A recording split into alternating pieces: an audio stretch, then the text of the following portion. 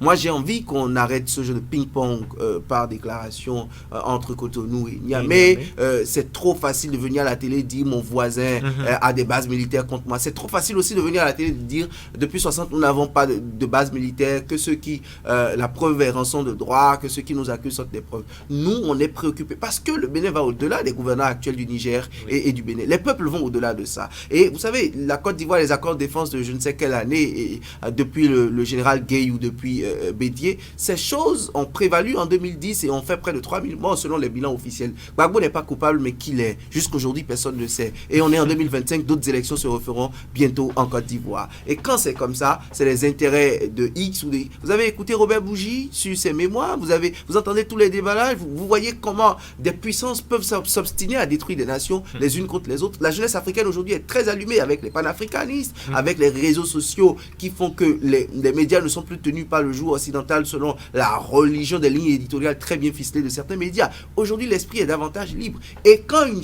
jeunesse s'éveille comme ça, vous n'avez pas à lui servir des déclarations en plateau ou en une interview, vous voterez dans un fauteuil avec votre béret rouge. Attention, vous avez à dire la réalité selon qu'elle peut être dite et surtout vous avez à apporter des preuves pour qu'on évolue dans cette situation. Parce que qu'on risque de se lancer toujours des pierres comme ça jusqu'à la fin de 2025 ou je ne sais quand encore. Stanislas, comment réagissez-vous à cette analyse de William?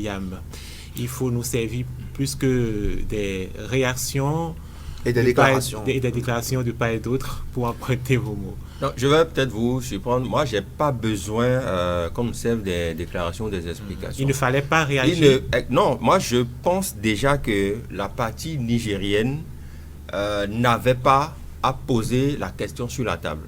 Parce que vous savez, au plan diplomatique, il y a les couloirs dédiés aux discussions, aux échanges entre États. Ils le savent mieux que nous autres. Vous voyez, donc, quand vous avez des soupçons ou quand vous avez des présumées preuves de ci ou ça et tout, vous connaissez les canaux par lesquels vous pouvez informer vos voisins. Donc, moi, la première question que je me pose, quel intérêt a le Niger à poser sur la table une telle question? C'est la première question que je me suis posée dès que ces allégations ont commencé. Et évidemment, attendez voir avoir une réponse parce que nous sommes dans un village planétaire, il y a les réseaux sociaux, les médias, ça va très vite aujourd'hui. Oui. Si le Niger a de telles allégations, de telles accusations, je dirais même contre le Bénin, et il lui fallu à un moment donné que la partie béninoise réagisse. Et le Bénin ne va pas réagir sous une table. Non, il faut réagir pour que la communauté internationale, tout le monde sache que... Il y a eu réaction. Voilà, il y a eu réaction aux allégations de la partie nigérienne.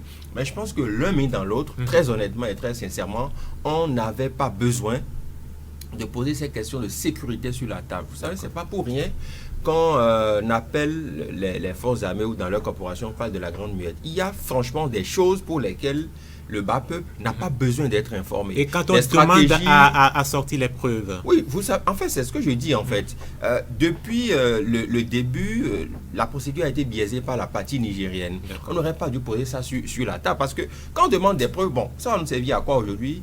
Quand on donne des preuves, que ça existe ou que ça n'existe pas.